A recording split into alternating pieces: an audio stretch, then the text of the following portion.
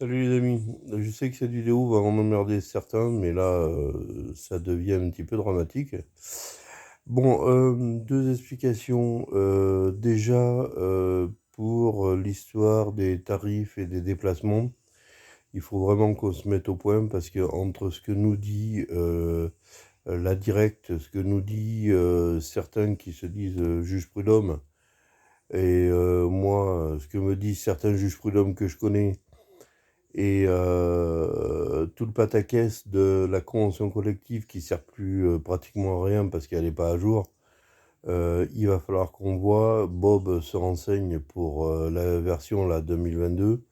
Mais au tarif où en est arrivé l'essence, je pense qu'il est important de faire valoir que les agents ont besoin d'une prime de mobilité pour pouvoir aller travailler.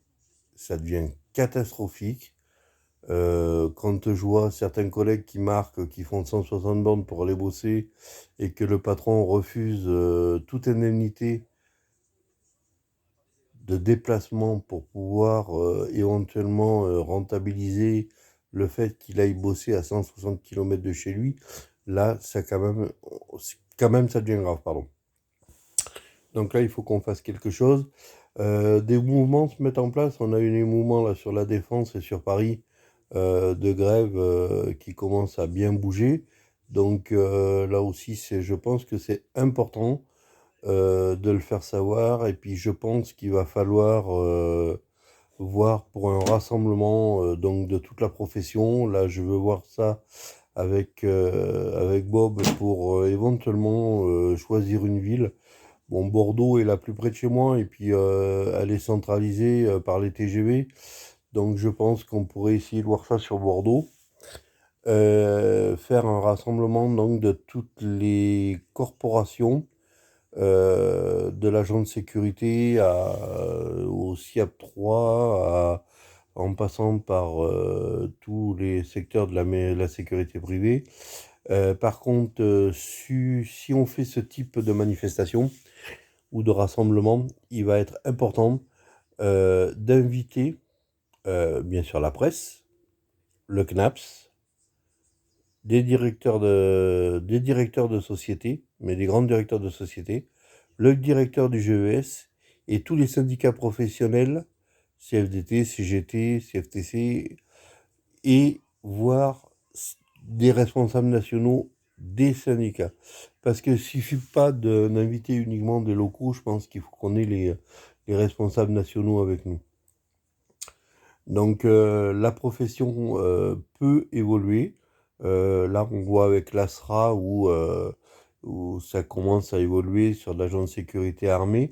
Mais j'ai plus ou moins confiance. Alors, je n'ai pas du tout dit que la formation était nulle, hein.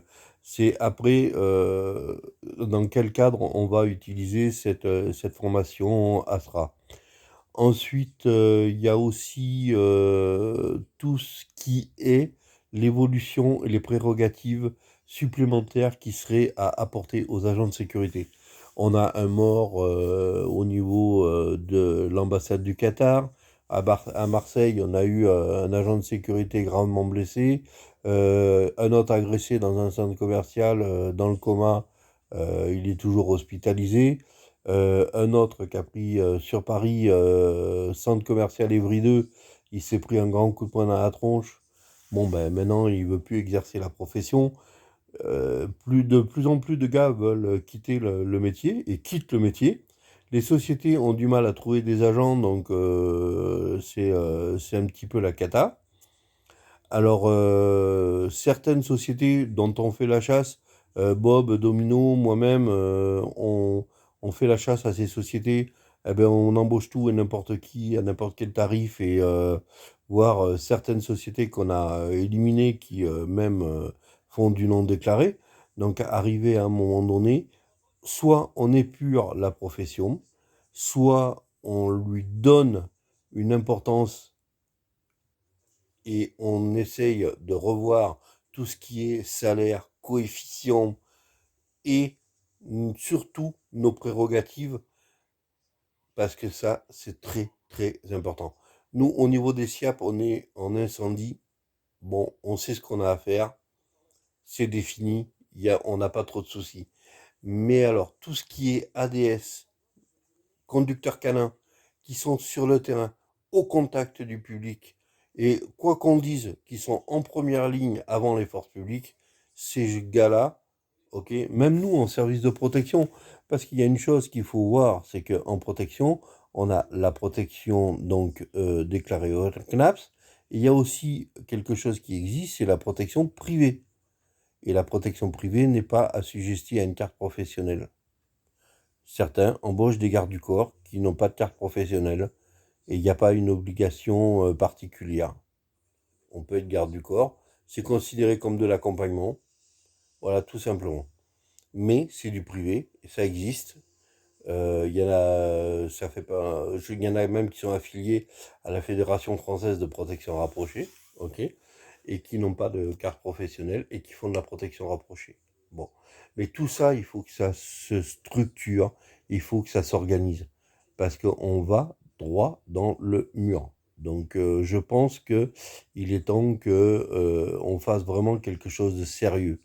Alors je sais que on se répète, on dit tout le temps la même chose, mais bordel, quand on voit l'état de la profession, quand on voit l'état des agents, je suis désolé, et quand on voit certains patrons qui nous en mettent plein la tronche parce qu'on a un arrêt de travail et parce qu'on se fait opérer et que ben on peut pas aller bosser 2 jours après, ben non, comme moi dans mon cas, j'ai pas pu aller bosser, eh ben ça faisait la gueule. Eh ben, qu'est-ce que vous voulez que j'y fasse? J'ai été opéré, ben voilà, j'ai pas pu aller bosser, c'est comme ça. Donc arrivé à un moment donné, je pense qu'il y a vraiment des choses à mettre au point. Bon, écoutez mes amis, je souhaite bon courage à ceux qui bossent. Je souhaite un bon long week-end à ceux qui en profitent. Et puis quant aux autres, faites attention à vous, protégez-vous et ne prenez pas de risques, car vous avez tous une famille, on a tous une famille, et c'est aussi important que notre profession. Allez les amis, bisous. Et puis, bah, ouais, je suis toujours aussi moche.